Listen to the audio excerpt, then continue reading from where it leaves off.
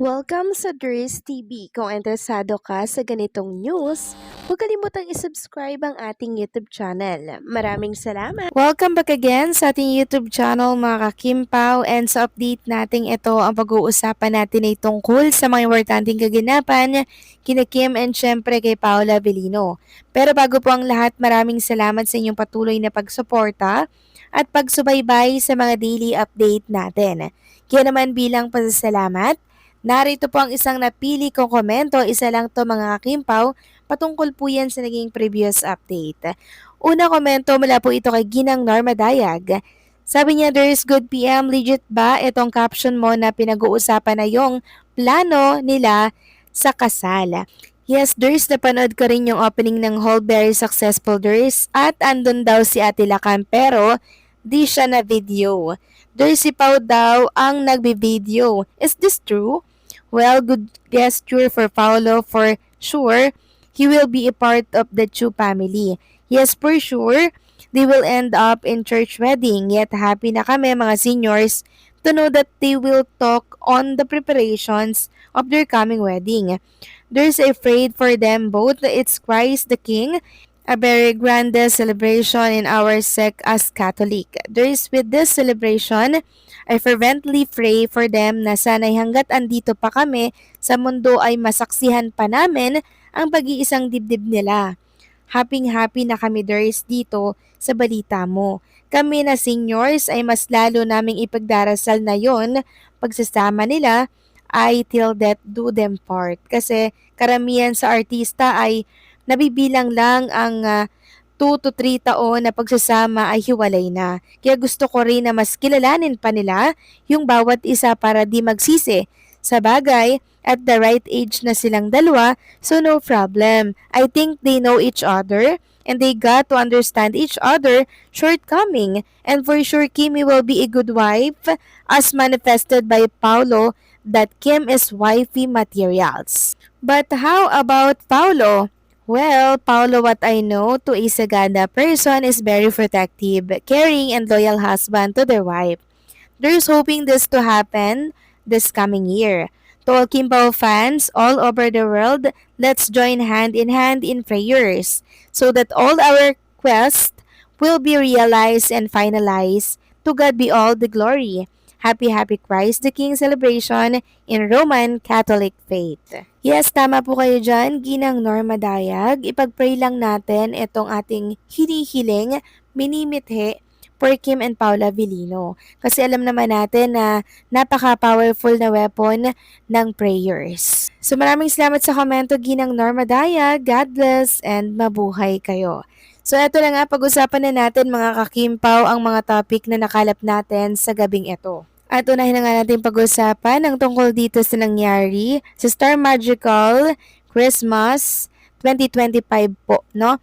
So kanina nakita natin na napakaganda po ng kasuotan ng San Chinita Princess, color white dress, and sabi nga po nila, ito yung binili ni Chinita Princess sa Taiwan. So elegant and very classy. Nakita naman natin, 'di ba? Na sobrang sexy ni Chinita Princess dito. Sabi nga dito, finally suot na din niya yung gown na binili niya sa Taiwan. Napikit na lang niya mata niya sa price. Bagay na bagay. Lalo na sobrang sexy niya. So pricey ata talaga mga kakimpaw itong white dress na to. Pero since carry naman ni Chinita Princess bilhin, kahit mahal, go lang. Deserve naman niya yan. And finally, ito nasuot na po niya sa Star Magical Christmas ng 2025. At alam niyo po mga kakimpaw, parang si Chinita Princess, yung pinakang huling romampa, no? Pang pinali po talaga yung atake niya dito. Pero syempre, maraming nainis na mga fans kasi nagantay sila ng sobrang tagal bago dumating or lumabas ni Chinita Princess. Sabi nga ng isang netizen, grabe ang boring nito. Kung hindi lang tatanggap si Kim Chu ng award dito, hindi ko talaga pagtsatsagaan to. Sabi naman ng isang nag-reply, true, imbierna. Pagkakuha award kung ako si Kimi, layasan na yung network. Kabusy talaga, integrity. Madami ang Kim Pao, kaya palo ng madami. Pero, i-manage kung sino ang magpapaubaya at recognize na mas nag-bring in quality at followers. Di na mga stars, pinaikot at gamit si mga fans. Alam niyo mga Kimpaw, ito yung na-notice ko kanina ha, habang nanonood ako sa live ng Star Magic.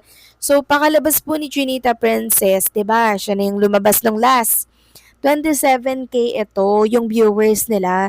Tapos pakalabas ni Chinita Princess, pakatapos niya, naging 10K na lang. Biglang naglayasan na po yung mga nag-aantay. Si Kim Chiu lang pala yung inaantay nun. So, inaabangan lang nila talaga yung outfitan, yung gown ni Chinita Princess, kung ano po, 'di ba yung ano, yung magiging itsura. And, ayun, very classy, elegant mga kakimpaw, bagay na bagay at sobrang sexy ni Chinita Princess. And advance congratulations Kim Chu ha, sa award na matatanggap mo ngayong gabi. So ngayon, marami nga po naghahanap kay Paula Avellino bakit daw mag-isang rumampa si Chinita Princess dito po sa red carpet para sa Star Magical ng Christmas ng ABS-CBN for 2025.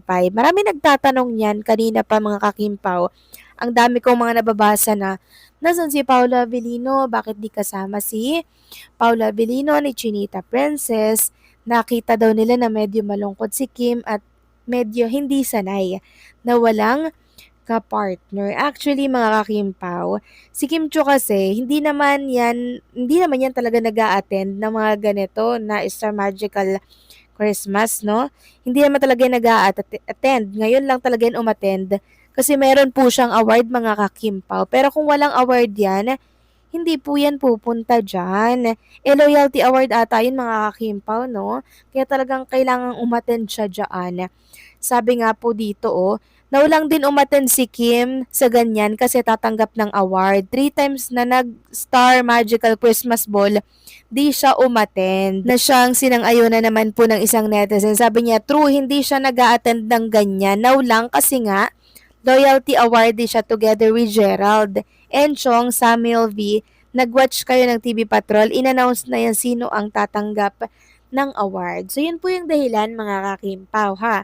Kaya wala po si Paula Avellino. Hindi naman talaga si Kim Chiu nag-a-attend nito, umattend lang talaga siya kasi nga po may award siya. Talagang siningit niya lang po ito mga kakimpaw bilang respeto na lang din sa mother network niya and syempre sa ABS-CBN kasi po loyalty award yun for 19 years or going 20 years mga kakimpaw. Kaya kailangan niya talaga na umattend dito. And sabi nga po nila, since si Kim Chiu daw po ay last na lumabas, inantok daw si Paula Avellino sa pag-aantay kay Chinita Princess, na which is true naman. Kanina pa nga po ako nag-aantay from the very start hanggang sa matapos. Diyos mio Marimar, no? Sana naman wag ganun, 'di ba? Kasi nakakainip din mag-antay. Tama nga naman na sana balance lamang po, 'di ba? Para hindi mainip yung iba. So, yun po yung dahilan mga kakimpaw ha, hindi naman talaga nag-a-attend si Kim Chiu nito at may award siya kaya umattend po siya, okay?